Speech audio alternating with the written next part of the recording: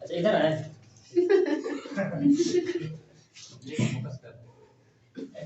ये हवा दे रहा है काय की बोल रहे। चलिए कई दिन बाद आया गोलू क्लास, कंटिन्यू आ रहा है, कंटिन्यू आ रहे हो क्लास डेली आ रहे हो? चलिए देखिए यहाँ पे पाकिस्तान है और इधर कौन है? अफगानिस्तान। इधर अरब कंट्री है, ये तो पता है आपको। आप पढ़ रहे हैं मध्यकालीन भारत।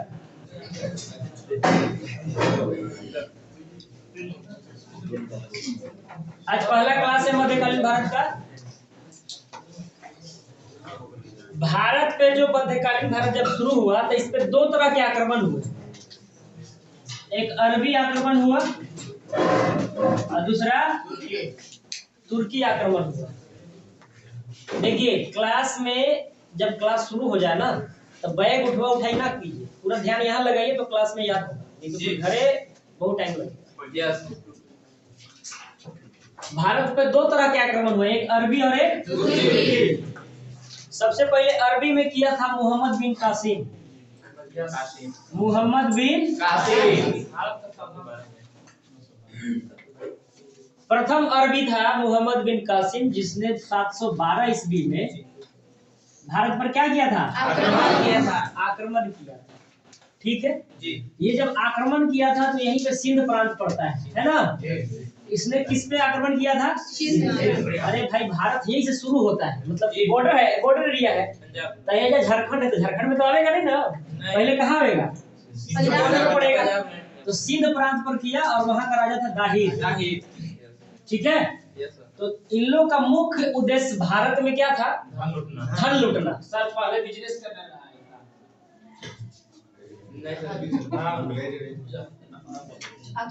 अच्छा ठीक है, आपके जहन में जो उत्सुकता है उसको भी हम शांत करेंगे। थोड़ा सा पेशेंस रखिए, जब हम पढ़ा रहे हैं तो बीच में डिस्टर्ब ना करिए, लिंक कट जाता है।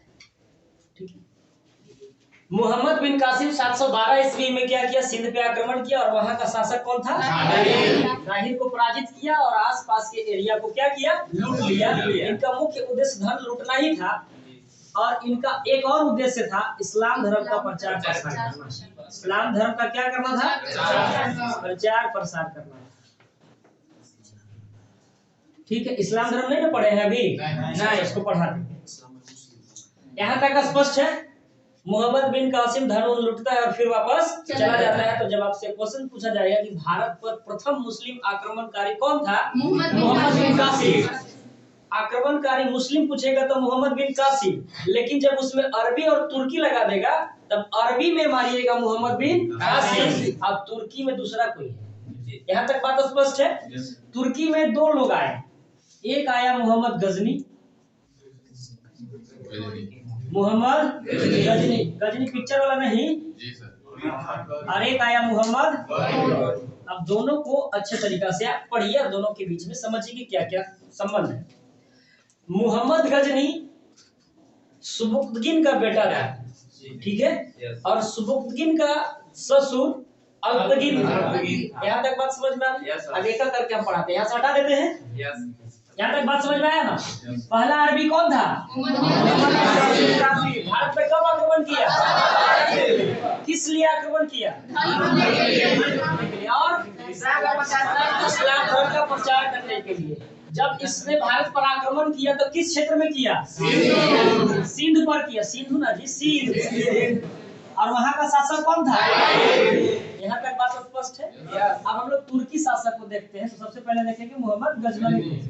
गजनी या गजनवी एक ही बात है, क्लियर है? अब इन सभी चीजों को पढ़ने से पहले अब इसको हटा देते हैं और आगे चलते हैं। यहाँ तक बात क्लियर है ना? Yes sir. इन्हीं को डाउट नहीं ना है? ठीक, देखिए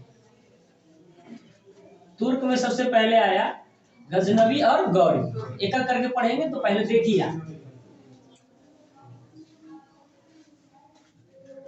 एक तुर्क सरदार था,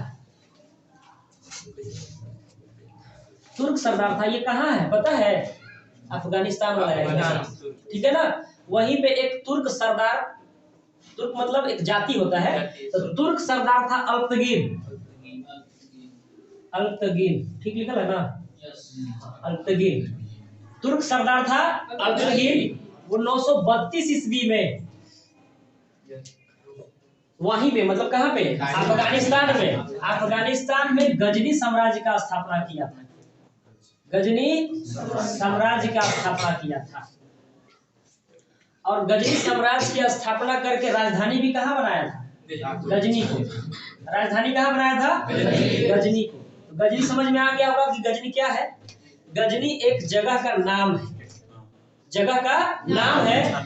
उसकी स्थापना किसने किया था? अल्पतगीन। यहाँ तक बात स्पष्ट है। अल्पतगीन का एक दामाद था, और वो दामाद और गुलाम भी था। गुलाम और दामाद भी था। गुलाम था, दामाद बना लिया, गुलाम, गलती लिखा है गुलाम, ठीक है ना? दामाद भी था और गुलाम भी था। और वो था कौन? सुबुक्तगीन। सुबुक्तगीन 977 ईस्वी में गजनी साम्राज्य की गद्दी पर बैठा। और इसी के शासन में पहली बार भारत पर आक्रमण हुआ था। आपसे पूछेगा प्रथम तुर्क जिसके शासन काल में भारत पर आक्रमण हुआ था कौन है? प्रथम अरबी मोहम्मद बिन कासिम। बात समझ में आ रही है? प्रथम अरबी कौन था? मोहम्मद बिन कासिम। और प्रथम तुर्की कौन था? सुबुक्तगीन, जिसके शासन काल में भारत के पंजाब के शाही वंश के प्रथम शासक, महान शासक जयपाल के विरुद्ध हुआ। लिख देते हैं पंजाब के शाही वंश। पंजाब के शाही वंश का शासक था जयपाल। जब भारत में शासन कर रहा था जयपाल, उसी समय तुर्की सरदार सुबुक्तगीन ने भारत पर क्या किया था? आक्रमण किया था। और हमने पहले भी बताया है कि इन लोग का मुख्य उद्देश्य क्या था? धन लूटना। क्लियर है यहाँ तक? सुबुक्तगीन का बेटा, इसका बेटा मोहम्मद गजनी हुआ। गजनवी भी बोलते हैं और गजनी भी बोलते हैं, ठीक है? मोहम्मद गजनी या गजनवी। आपका बहुत का क्लास आज फर्स्ट क्लास है, तो कोई दिक्कत नहीं है। आज हम लोग फर्स्ट क्लास पढ़ रहे हैं मध्यकालीन भारत का, ठीक है? आपको चीजें समझ में आ रही है? इसका पीछे से कुछ संबंध है जिसके बारे में आगे चर्चा करेंगे, और आप उसको अभी याद ही कर रखिएगा। बाकी जो नया बैच शुरू होगा तो उसमें आपको बैकअप क्लास लेके पीछे वाला कवर करा देंगे। तो पंजाब के शाही वंश जयपाल जब शासन कर रहा था, तो उस समय सुबुक्तगीन ने क्या किया था? भारत में आक्रमण किया था। सुबुक्तगीन का ही बेटा है मोहम्मद गजनी, ठीक है? अब इसके बारे में हम लोग को बहुत अच्छे तरीके से पढ़ना है, क्योंकि इससे बहुत सारे क्वेश्चंस आते हैं। तो देखिए, मोहम्मद गजनी 998 ईस्वी में कहाँ बैठा? गजनी साम्राज्य पर बैठा, गजनी की गद्दी पर बैठा। इसने भारत पर 17 बार आक्रमण किया है जी। मोहम्मद गजनी कितने बार? 17 बार आक्रमण किया है। इसे बुतसिकन भी कहा जाता है। बुतसिकन का मतलब होता है मूर्ति तोड़ने वाला, ठीक है? या मूर्ति भंजक भी बोला जाता है इसको, मूर्ति भंजक। आ रही बात समझ में? आपसे पूछेगा बुतसिकन किसे कहा जाता है? मोहम्मद गजनी को। किसे कहा जाता है? या मूर्ति भंजक किसे कहा जाता है? बगदाद का एक खलीफा था, बगदाद का खलीफा अल आदिल बिल्लाह। अल आदिल बिल्लाह ने मोहम्मद गजनी जब गद्दी पर बैठ गया तो इसे एक उपाधि से नवाजा जिसे कहा जाता है यामीन उल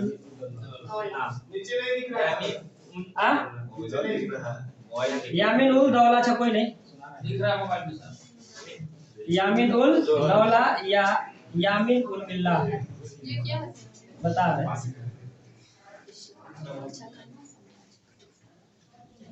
यामीन उल दौला या यामीन उल मिल्लाह का मतलब होता है मुस्लिमों का रक्षक, संरक्षक, ठीक है? तो बगदाद का खलीफा अल आदिल बिल्लाह ने यामीन उल दौला या आमीन उल मिल्लाह का उपाधि किसे दिया?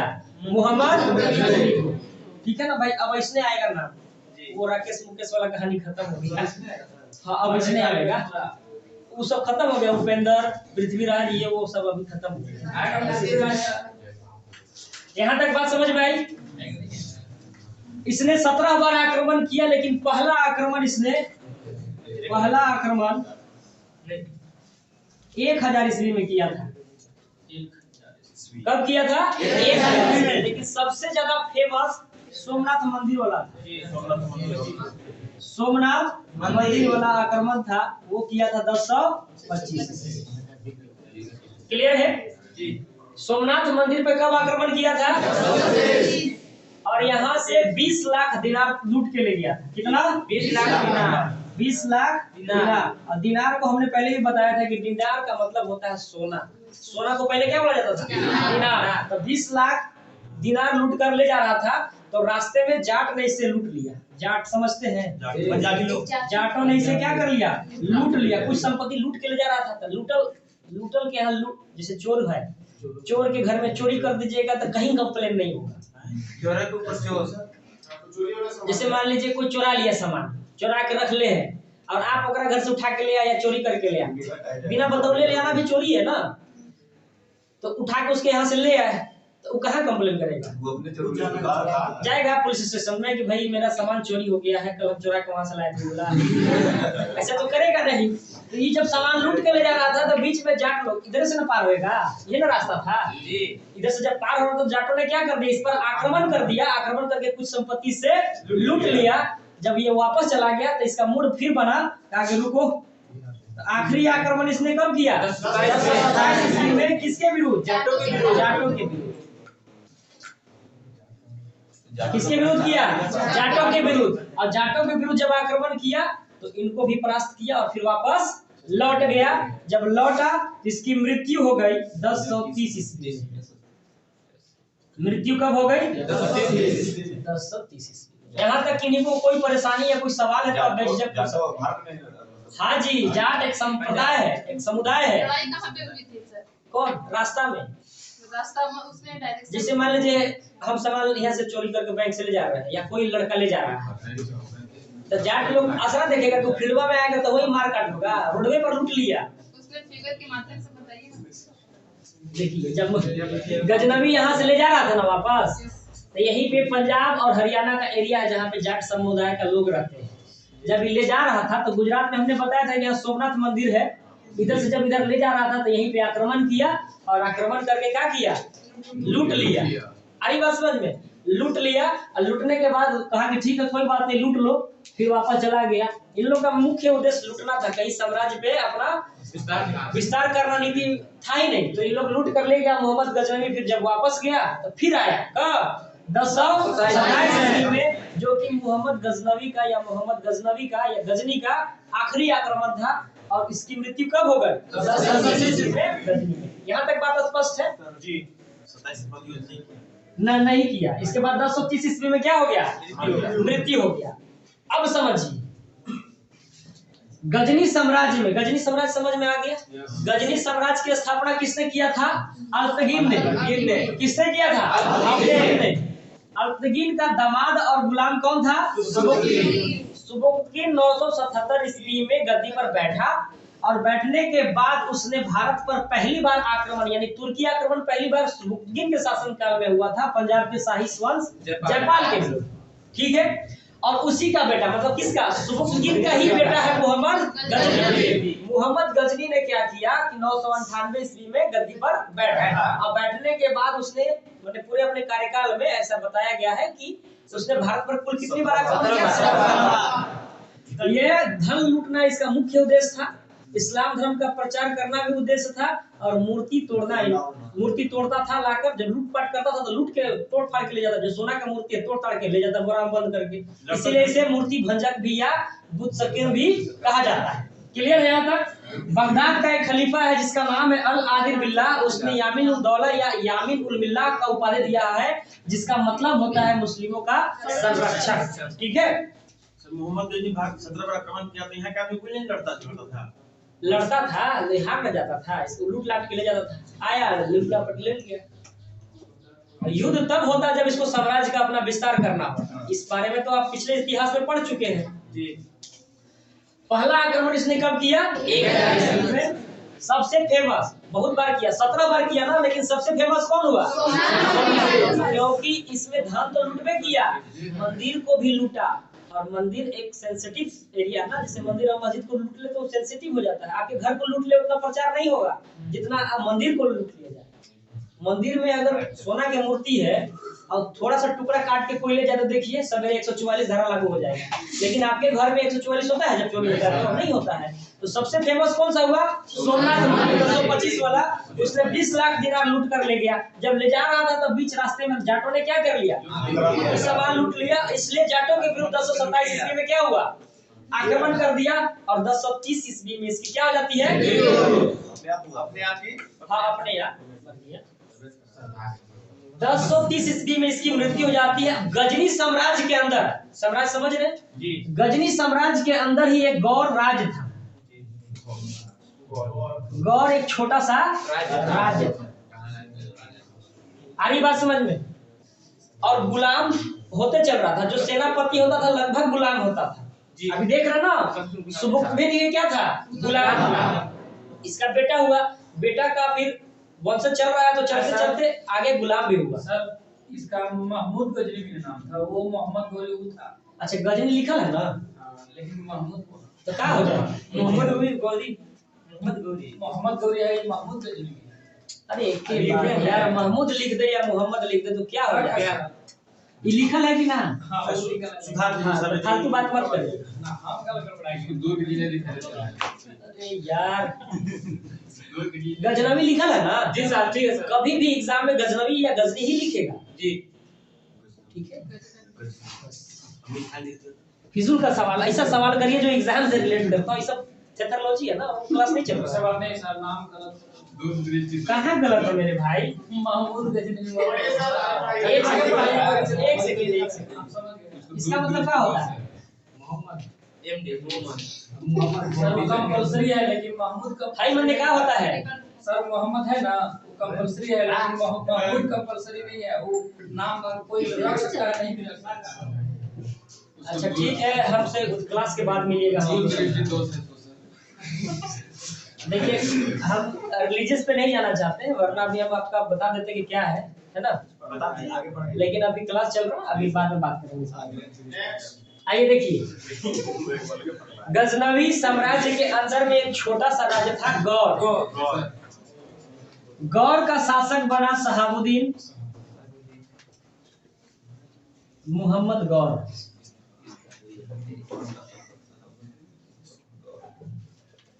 यस 1173 ईस्वी में शहाबुद्दीन मोहम्मद गौर राज्य का क्या बना? शासक बना। और शहाबुद्दीन मोहम्मद गौर साम्राज्य गजनी साम्राज्य के वंशज का गुलाम था। क्लियर है यहाँ तक? जी सर।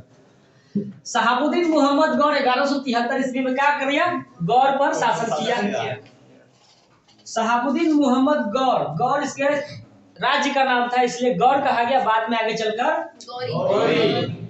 क्लियर है? Yes sir. तो मोहम्मद गौरी और महमूद गजनवी अलग अलग है। यहाँ पे मोहम्मद गजनवी भी अगर लिखा रहे तो परेशान होने की जरूरत नहीं है। लास्ट टाइटल देखना है कि गजनवी है या गजनी है। सब हो गई। दो ही चीज से आप डिफरेंस कर सकते हैं, गौरी एक गजनी। दोनों अलग अलग चीजें हैं मेरे भाई। Yes sir. आप समझ पा रहे हैं? गजनवी गजनी साम्राज्य का राजा था और गजनी साम्राज्य का एक छोटा सा राज्य था गौर, उसका शासक बना शहाबुद्दीन मोहम्मद गौरी। क्लियर है? कब बना? 1173 ईस्वी में जब मोहम्मद गौरी बैठा। इन लोगों का मुख्य उद्देश्य भारत को लूटना ही था। इसने क्या किया? 1175 ईस्वी में मुल्तान पर आक्रमण कर दिया। मुल्तान फिलहाल पाकिस्तान में है और पाकिस्तान कभी न कभी भारत का भी हिस्सा हुआ करता था। अफगानिस्तान भी भारत का हिस्सा था, नेपाल भी भारत का हिस्सा था, बर्मा भी नेपाल भारत का हिस्सा था, बांग्लादेश भी भारत का हिस्सा था। तो हम जो इतिहास अभी पढ़ रहे हैं वो अखंड भारत की बात है। अखंड भारत में जब मुल्तान था तो भारत में ही था। तो मुल्तान पर आक्रमण किया कब? 1196 में। किस लिए? कब्जा करने के लिए? किस लिए? लूटने के लिए। लूटपाट कर पुनः क्या किया? 1175 में वापस चला गया। इसके बाद फिर आया 1178 में। 1178 में आया किधर से? इधर आया, गुजरात की तरफ से। तो गुजरात में एक शासक था और ये आक्रमण किया था पाटन में। ये पाटन पड़ता है गुजरात में, ठीक है, पाटन थाना नहीं चल रहा। हाँ, पाटन कहाँ है? गुजरात में। उसी पर आक्रमण किया और उस समय एक शासक था जिसका नाम है भीम द्वितीय। अच्छा, कोई बताइए तो भीम द्वितीय किस वंश का शासक था? हाँ, सोलंकी वंश, जिसको गुजरात का चालुक्य वंश भी कहा जाता है। उसी का एक शासक था भीम द्वितीय। भीम द्वितीय ने क्या किया, इसको उठा के पटक दिया। तो मोहम्मद गौरी का भारत में ये पहली पराजय थी। 1178 में क्या हुआ? मोहम्मद गौरी हार गया। मोहम्मद गौरी हार गया और वहां से जब हारा तो वापस चला गया। ठीक है, इसके बाद मोहम्मद गौरी अब डायरेक्ट नहीं आया। उसने क्या किया कि धीरे धीरे ये सब लाहौर देख रहे हैं, पाकिस्तान का एरिया, ये लाहौर है, तो लाहौर में उसने धीरे धीरे कब्जा करना शुरू कर दिया। कब्जा करते करते धीरे धीरे आसपास के एरिया पर कब्जा कर लिया और राजधानी बना दिया लाहौर। राजधानी कहाँ बनाया? लाहौर को। मन बढ़ गया, कब्जा कर लिया लाहौर पर। इसके बाद लाहौर को राजधानी बना के वहां से सबको डील करने लगा। तो मन बढ़ गया तो आगे बढ़ा। आगे जब यहाँ बढ़ा ना, तो यहाँ पंजाब में एक भटिंडा जगह है। यहाँ पे जब बढ़िएगा ना, तो एक पंजाब पाकिस्तान में है, अब एक पंजाब भारत में है ना। तो जब आगे बढ़ा ना, तो यहाँ पे एक भटिंडा नामक जगह है। कहाँ पे? पंजाब में। पंजाब में कहाँ है? भटिंडा है। भटिंडा पर इसने क्या किया? कब्जा करने की कोशिश किया। जब कब्जा करने की कोशिश किया तो यहीं पे बगली में क्या है? राजस्थान है ना। अरे इंडिया का मैप देखे हैं ना आप लोग? राजस्थान है। राजस्थान में उस समय शासन कर रहा था चौहान वंश का शासक पृथ्वीराज चौहान को पृथ्वीराज तृतीय भी कहा जाता है। याद रखिएगा, पृथ्वीराज चौहान का दूसरा नाम पृथ्वीराज तृतीय भी है, जो चौहान वंश का अंतिम शासक हुआ। तो जब ये आक्रमण किया इधर, मतलब आक्रमण करने की कोशिश कर रहा था, भटिंडा तरफ कब्जा करने की कोशिश कर रहा था, तो उसी समय पृथ्वीराज चौहान क्या किया? समझ गया कि अब इधर भी आने की कोशिश कर रहा है। तो एक युद्ध हुआ जिसको कहते हैं तराई का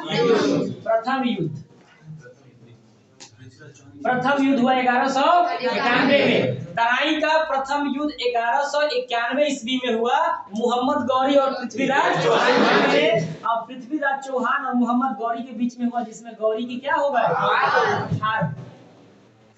यहाँ तक बात स्पष्ट है?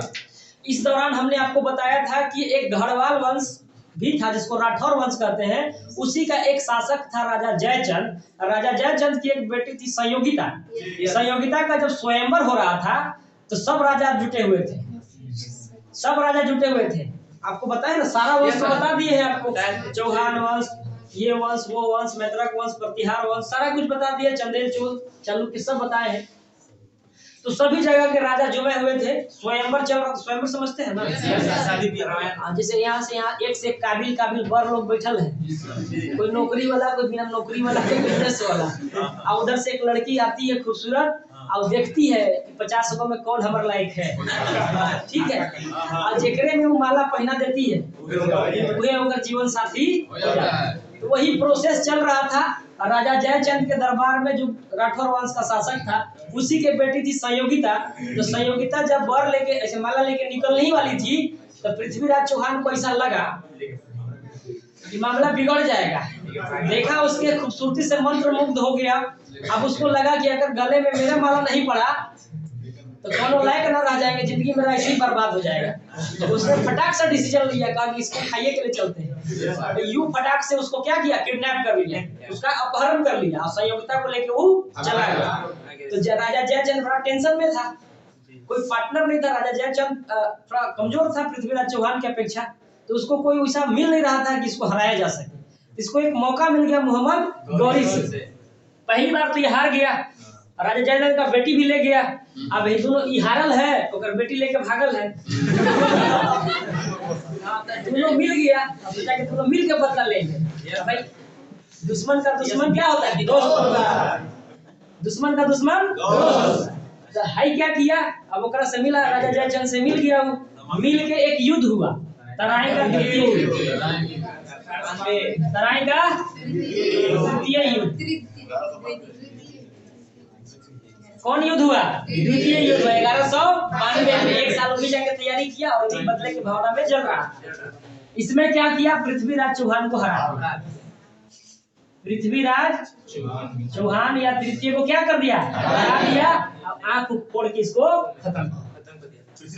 हाँ, पृथ्वीराज की कहानी खत्म हो गया। मार मोटी आंख फोड़ दिया था, ऐसा कहा जाता है कि आंख भी फोड़ दिया था इसका। इसके बाद मोहम्मद गौरी अब निश्चिंत हो गया कि भारत में अब हमको कोई टक्कर देने वाला नहीं है। राजा जयचंद है, तो राजा जयचंद तो अपना दोस्त है, लेकिन कुछ बात को लेकर इसका विरोध किया। तो एक और युद्ध हुआ 2 साल बाद, जिसे चंदावर का युद्ध कहते हैं। चंदवार का या चंदावर का युद्ध कहते हैं इसको। 1194 ईस्वी में हुआ। दिख रहा है ना आप लोग को?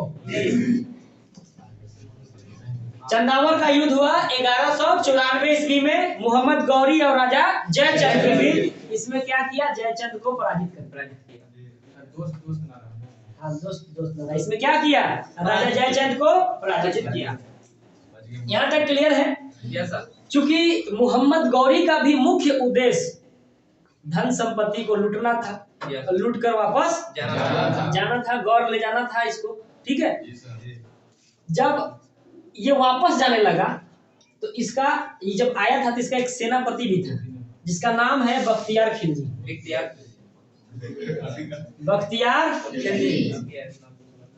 बख्तियार खिलजी 1198 में से वो करतूत कर दिया।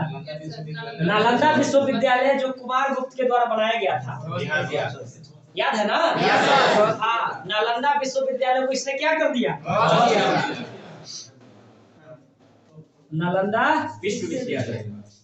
ऐसे इतिहास नहीं पढ़ता है क्या वो लोग जो विरोध करता है इसका? इतिहास पढ़ना चाहिए, इतिहास से वर्तमान में कैसे चल रहा है ये पता चल जाता है। तो नालंदा विश्वविद्यालय को बख्तियार खिलजी ने 1198 ईस्वी में क्या कर दिया, ध्वस्त कर दिया। काम इन लोग का यही था। ठीक है, इसके बाद अपना मालिक को खुश करने के लिए इसके बाद क्या किया, मोहम्मद गौरी अपना धन संपत्ति लूट के बोला भाई तुम लोग यहीं रहो, अपना गुलाम को बोल दिया। गुलाम में 3